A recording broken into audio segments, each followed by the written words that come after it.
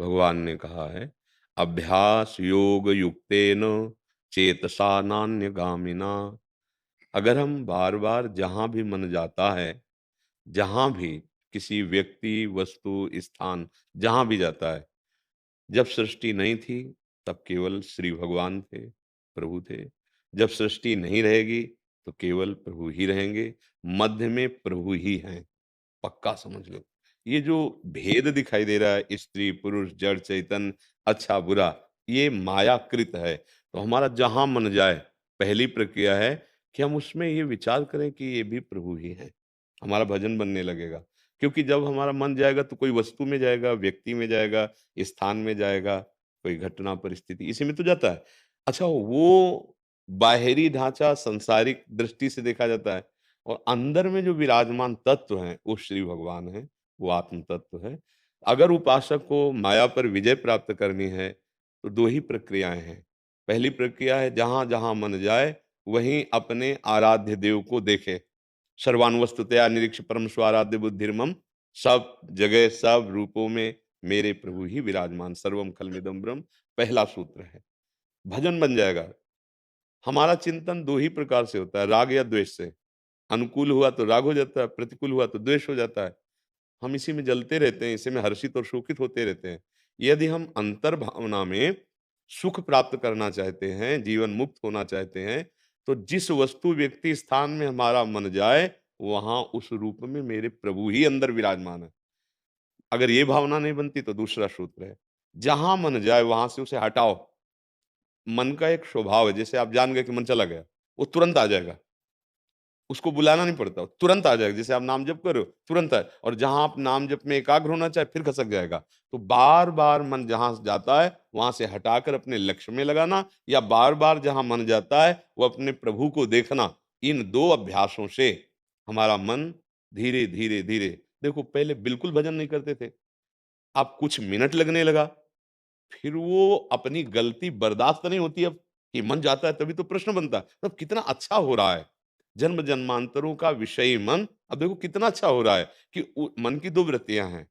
जैसे बुद्धि की है सुमति और कुमति, ऐसे इसका है असत और सत। देखो सत कितना बलवान बन रहा है मन का हिस्सा, वही आपको कमी पकड़ा रहा है, कि बार-बार जा रहा है और उसी में ग्लानि पैदा हो रही, मतलब दवा काम कर रही है। एक दिन मन ये पूर्ण रूप से भगवान में स्थित हो जाएगा, हमें बिल्कुल चिंता नहीं करनी, क्योंकि मन भगवान ही है। इंद्रियाणाम मनश्चास्मि। जहाँ-जहाँ गंदी वृत्तियों में गया है, इसलिए वो मलिन हो गया है। अब उसको निर्मल करने के लिए भगवान का नाम, भगवान की लीला कथा, भगवान के भक्तों का संग, अब दवा चालू है, हमें विचलित नहीं होना। तो अभ्यास योग युक्तेन चेतसा नान्यगामिना। अगर हम अभ्यास योग में आ जाएँ, तो धीरे-धीरे हमारा चित्त कहीं जाएगा ही नहीं। चित्त तब तक जाता है जब तक उससे यहाँ सुख नहीं मिलता। अच्छा, सुख नहीं मिला इसलिए बाहर भाग रहा है। निज सुख बिन मन होई कि थीरा। अब उसे बाहर आज तक हम कभी रोक नहीं पाए किसी सुख में। देख लो, बहुत जन्म हुए या इसी जन्म में देख लो, किसी सुख को प्राप्त करने के बाद यदि मन ऐसा बोला हो कि अब कछ नाथ न चाही मोरे, तो बोलो, नहीं। इसका मतलब है मन जो सुख चाह रहा है वो यहाँ नहीं है। वो निज सुख, वो आत्म सुख है, वो भगवत सुख है। बिल्कुल शांत मन हो जाता है।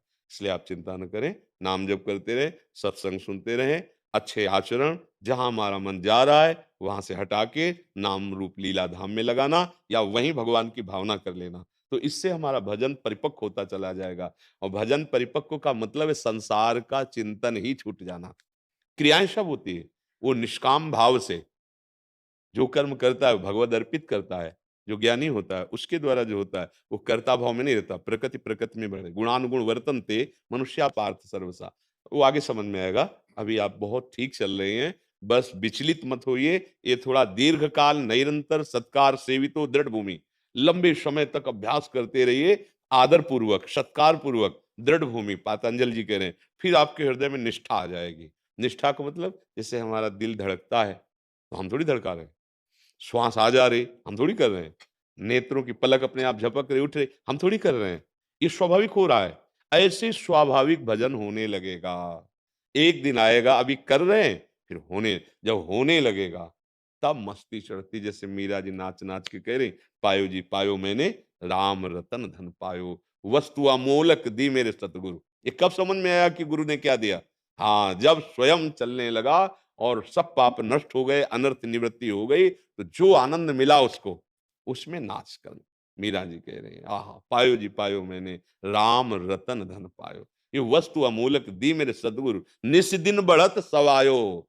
रात दिन बढ़ रहा है आनंद, यही आनंद हमारा स्वरूपानंद की तरफ ले जाएगा। ये विषयानंद हमें भटका रहा है, बड़े भाग्यशाली जन हैं, जो विषयानंद से हटकर भगवदानंद की तरफ कदम रख रहे हैं। नहीं तो ये ऐसा विषयों का आकर्षण है, तो बस लग रहा है यही ज़िंदगी है, खा लो, पी लो, भोग लो, सो लो, फिर मर जाओ। नहीं, मनुष्य जन्म भगवत प्राप्ति के लिए हाँ, बिना भगवान के चरणों का आश्रय लिए, नाम जप किए, कोई सुख यहाँ प्राप्त नहीं कर आप लोग सब देख लो ना, मन शांत, कोई चाह नहीं, एक अद्भुत आनंद। ये कहाँ है? क्षण-क्षण में कामनाएँ, चिंता, शोक सब कुछ है, फिर भी भय सता रहा है, क्या-क्या मतलब कितना अंदर आप अंदर झाँक के देखो, आप बाहर रहते हो इसलिए अंदर की बातें आपको पता नहीं, अंदर देखो सब कूड़ा-करकट भरा है, ढेर सारा कबाड़ भरा हुआ है।